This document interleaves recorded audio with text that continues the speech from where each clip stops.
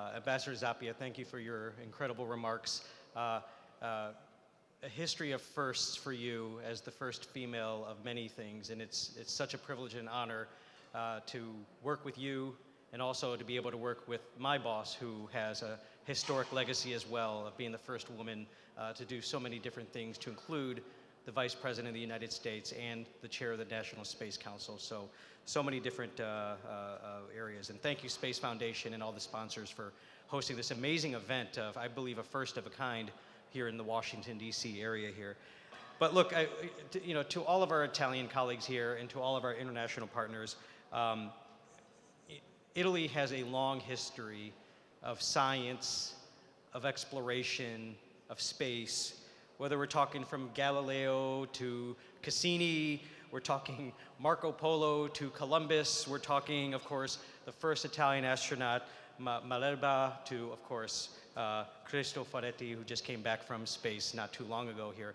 It's an amazing history that continues to grow and impress not just, of course, the people in Italy, but of course, people around the world as well. And thank you as well to so many industry colleagues who are in this room. We're in this new age of space cooperation, and it's not just nationalistic anymore, it is obviously international. And so thank you so much for taking the opportunity to be able to talk and work with each other.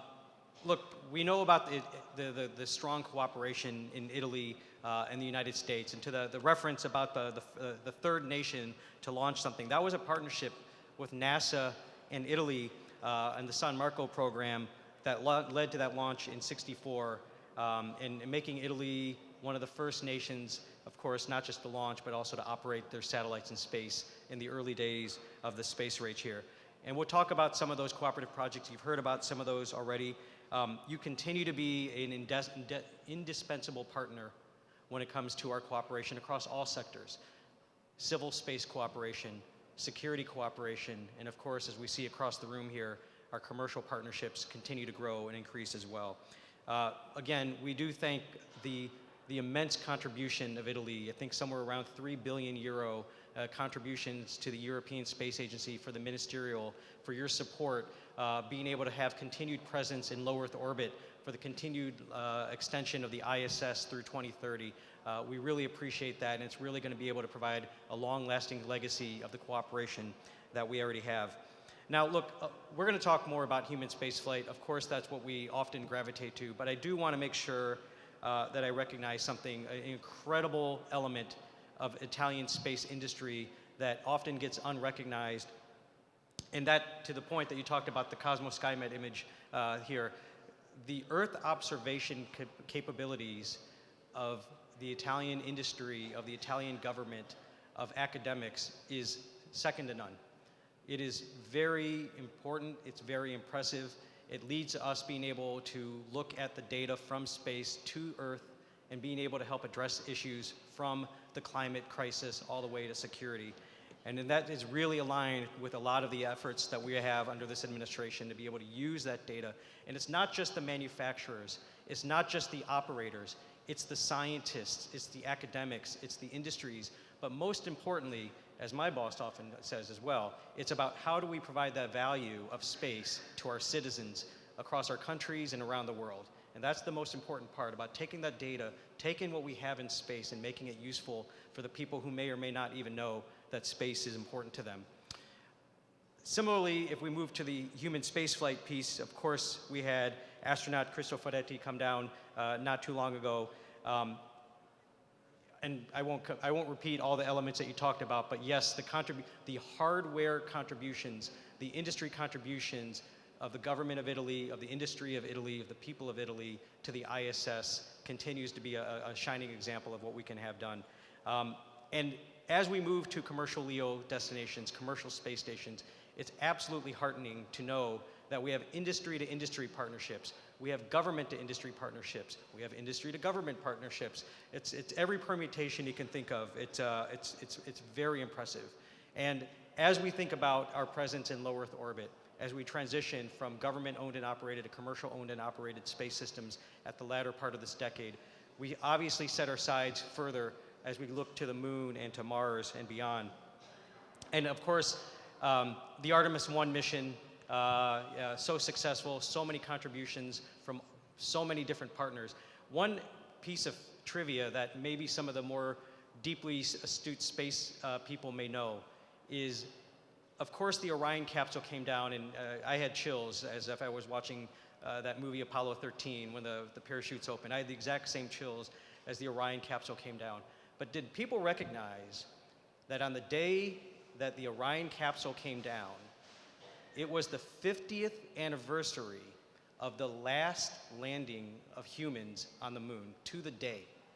What a juxtaposition of the past, the present, and where we're going with the future. And it's so great to know that we're doing this as an international partnership this time around as well. But if I might say a couple other things as well, beyond exploration and human spaceflight, we also cooperate, of course, with our industry. With in the investments that Italy recently announced with respect to billions of dollars into the Earth observation arena is very impressive, and we look forward to looking how our governments and our industries can participate and cooperate with those types of programs and investments. And I hope this evening helps allow for that type of facilitation of collaboration. And it goes to more of the policy world as well. There's cooperation with our Federal Aviation Administration on launch and reentry regulations with the government of Italy, with the Civil Aviation Authority right now. So it's no longer just launch, in one domicile. We're making sure that our policies and regulations are aligned around the world.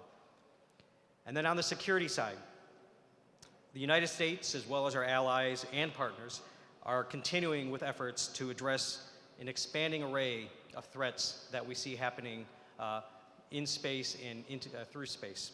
And as we shore up our joint defenses against these types of threats, this requires strengthening our cooperation both bilaterally as well as multilaterally, to include NATO partnerships, to be able to make sure that we're able to have the benefits and values that our space systems provide to us, to our security forces on the ground. So moving forward, I hope that we do see a deepening of our security cooperation, including discussions about interoperability and integration, so we can operate as we do in space, as we do on land, as allies, as partners. Finally, to the point about diplomacy, Italy is obviously a leading partner with so many different diplomatic fora. For example, Italy co-sponsored with us the successful UN General Assembly resolution, which passed with 155 yes votes not too long ago. The resolution promoted internationally the commitment that was announced by Vice President Harris last April, that the United States commits not to conduct direct ascent anti-satellite missile testing. As we continue to promote the evolution of this commitment into the international norm, we hope that Italy and many other nations will continue to provide that type of unilateral commitment as well, because the space environment, the sustainability of that space environment is too precious for us to allow it to go to that form of waste. So let me wrap up here, and that way we can get to the most festive part of the evening here.